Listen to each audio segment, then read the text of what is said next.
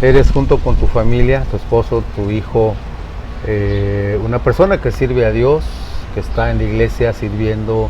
Tu hijo es una persona también muy capaz, tu esposo también tiene ese conocimiento. ¿Qué fue lo que tuviste que hacer, si puedes comentar un poco, para con Dios, quizás para con la iglesia? No sé la forma en que se haya abordado esto en la iglesia, lo puedes comentar si gustas o no, pero para con Dios sin duda que tuviste que ponerte a cuentas, ¿no? Así es. Para decir, Señor, bueno, aquí estoy, úsame. No sé, ¿qué fue lo que pasó ahí contigo?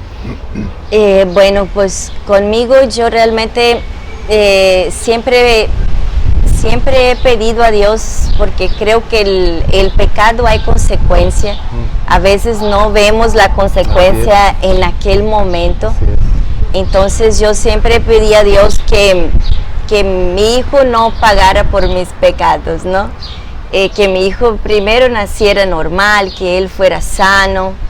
Y realmente cuando nace mi hijo y que él nace sano, gracias a Dios, le he pedido a Dios, ¿verdad?, que así siga.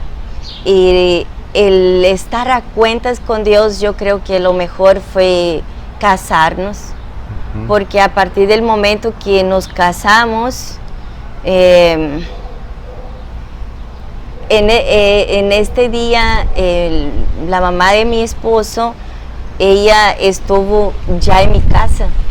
Ok, como dándote, entonces, te acepto, ¿verdad? Exactamente, el casar fue esta aceptación, y el casar fue ponerme a cuentas con Dios y tener una vida no nada más sentimental mía, sino que de toda la familia. El casarme, me abrieron las puertas de la iglesia también, y eso fue el rechazo que yo había recibido, se fue olvidado. Pero tú personalmente, me imagino, no sé, que tuviste que decirle a Dios, Señor, pues perdóname, o ya lo habías hecho sin duda tal vez antes, en alguna etapa de ese periodo de años que estamos hablando, ¿verdad? Sí, cuando yo me embarazo y que decidimos no casarnos, es lo primero que yo hago, ¿sabes? Que Dios me perdonara, porque realmente yo sabía que era otro error. O sea, cometí el error de embarazarme y estaba cometiendo otro error, que era no casarme. O sea, me embarazo y no me caso. Entonces, para mí era un peso grande que yo sentía, de que en vez de mejorar, solo empeoraba y empeoraba y empeoraba. Lo que sí llegué a pensar en irme a Brasil. O sea, yo realmente, cuando yo digo, no me voy a casar, regresarte, entonces, ¿no? ¿sabes qué? Mira, porque era una vergüenza que yo sentía muy grande. Entonces, el tapar el error para mí era, ¿sabes qué? Mira, pues agarro mis cosas y mis chicos y me regreso. Porque dijiste algo ahorita, una palabra muy interesante, la vergüenza, la culpa, que es lo que crea el pecado en nosotros, ¿no? Sí. Y vivir con la culpa es algo muy fuerte, que aún la gente pudiera atentar a veces contra su vida o alguna situación, pero qué bueno que comentas cómo te pusiste a cuentas con Dios a través de Cristo, porque la culpa debe desaparecer en ese momento, ¿verdad? Porque Cristo paga por nuestras culpas, y esa culpa desaparece y la vamos aceptando sin duda. O sea, no vivir con esa cara o con ese rostro como a veces por el pecado pues inclinado, ¿no? Dice el Salmo 3, tú eres el que levantas mi cabeza, ¿no? Entonces yo creo que cuando tú pides perdón a Dios, pues tú puedes vivir con la cabeza levantada, aunque la gente pueda seguir criticándote o criticándonos o diciendo algo. Si Dios nos ha perdonado, hay que vivir con la cabeza levantada, porque a la gente no le vas a dar gusto nunca, ¿no? Es cierto. Y realmente el hijo es bendición en cualquier momento. Tal vez alguna muchacha está embarazada ahorita, la que está escuchando.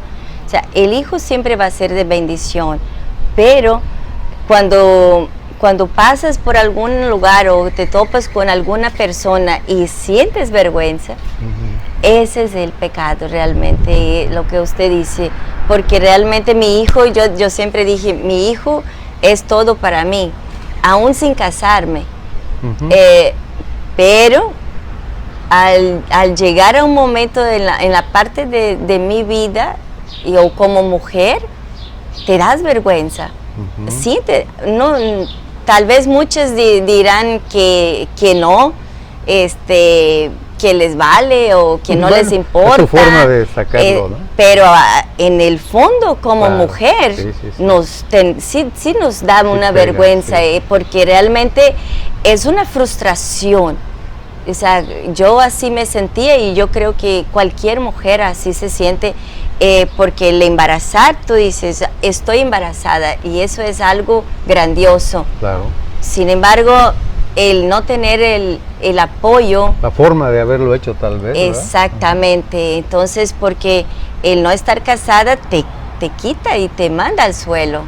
Fíjate que hoy te comentaste algo que precisamente quiero preguntarte. ¿Qué mensaje puedes mandar tú a aquellas chicas que entran en relaciones sexuales con el novio o a veces cada vez más con alguna persona que conocen en ese día y esa noche ya están ahí en esa relación sexual, ¿verdad?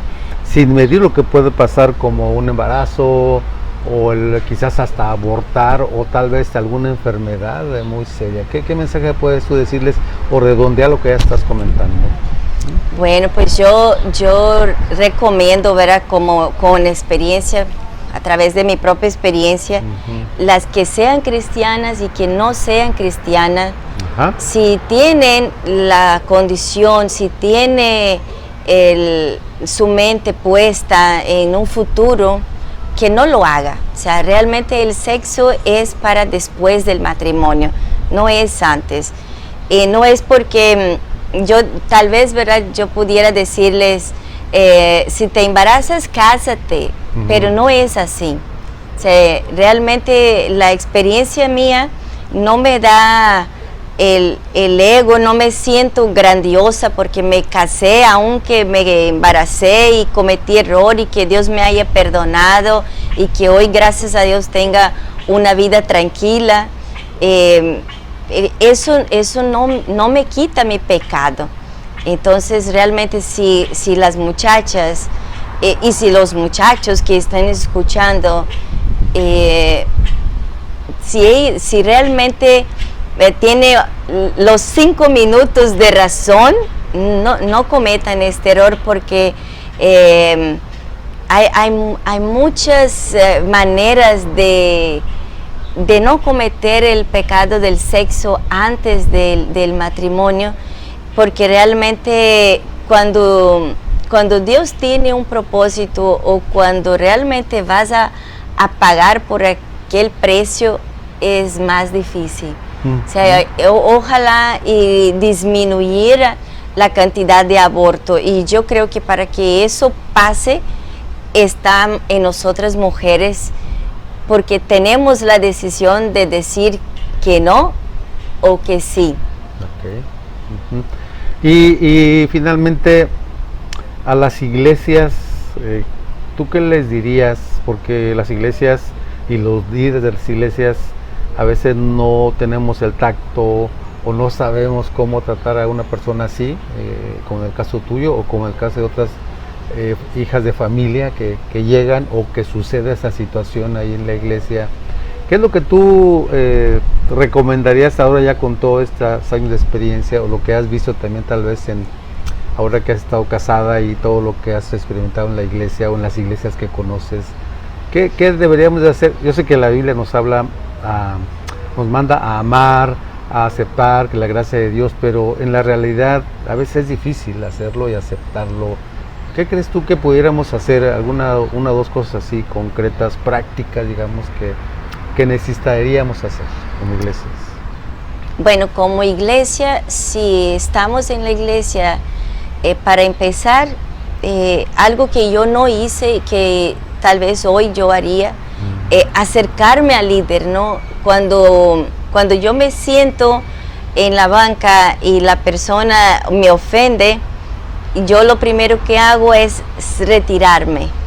O sea, ya embarazada tú acercarte al líder. Así es. Okay. Si yo estoy embarazada o si hay alguna muchacha embarazada y siente este rechazo, acércase al líder o al mismo pastor.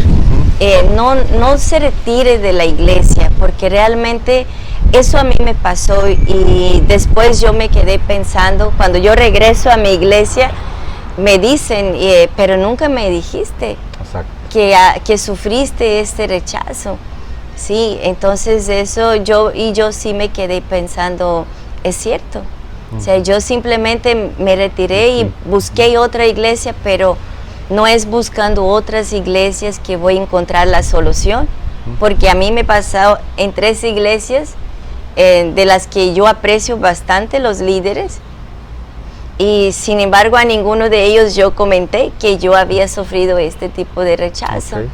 Entonces, y con relación a la iglesia, el rechazo no viene del pastor, el rechazo muchas veces empieza en la misma familia. O sea, la iglesia no rechaza a nadie. Nosotros nos rechazamos solas por la misma vergüenza, por la misma frustración, la culpa. Entonces te sientes que no sirves ya para nada, que no vales. Entonces el primer rechazo está en nosotros mismos, no es en nadie. Pero si la familia está en la iglesia, entonces el rechazo empieza ahí mismo en la familia, porque la sociedad que vivimos empieza en la familia. Claro. Muy bien, Paula, gracias. ¿Algo más último que quieras agregar? ¿Otra cosa que haya olvidado o quieras remarcar, tal vez? Pues yo realmente quisiera, ¿verdad?, que todas las muchachas que se embaracen no se alejen de Dios. Creo que esa es la mejor manera para poder criar a un hijo, independiente si se casan o no se casen, pero no se alejen de Dios, aunque haya cometido este error, porque tal vez sea el peor pecado, porque es el pecado más visible. Puede ser prostituta, pueden ser drogados, pueden ser chismosos, nadie se entera de eso, pero el pecado del embarazo se entera porque se entera, pero tal vez sea de los menores pecados, porque un hijo es bendición. Yo creo que Dios es Dios de perdón, Dios es Dios milagroso, bondadoso, misericordioso, pero este es el punto, el no alejarse de Dios, independiente en el embarazo, y cuando nazca el hijo, no salga de la iglesia, aunque te apunten y aunque te digan miserable y aunque te digan misa, lo que sea, no se retiren de la iglesia. Busque a Dios y enseña a tu hijo que cometiste un error, pero Dios es Dios y Dios es grandioso y Él perdona cualquier falla que tengamos. Muy bien, y la persona que no conozca de Dios, pues que se acerque a Dios. Que se acerque a Dios. La solución también. Esa es la solución, definitivamente, pastor.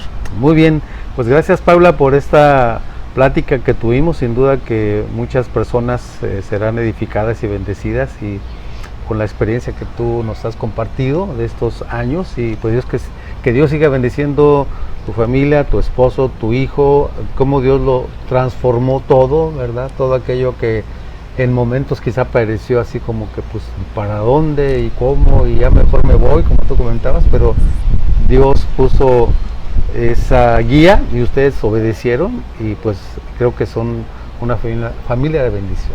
Muchísimas gracias, Dios te bendiga. Gracias a ustedes, Dios les bendiga.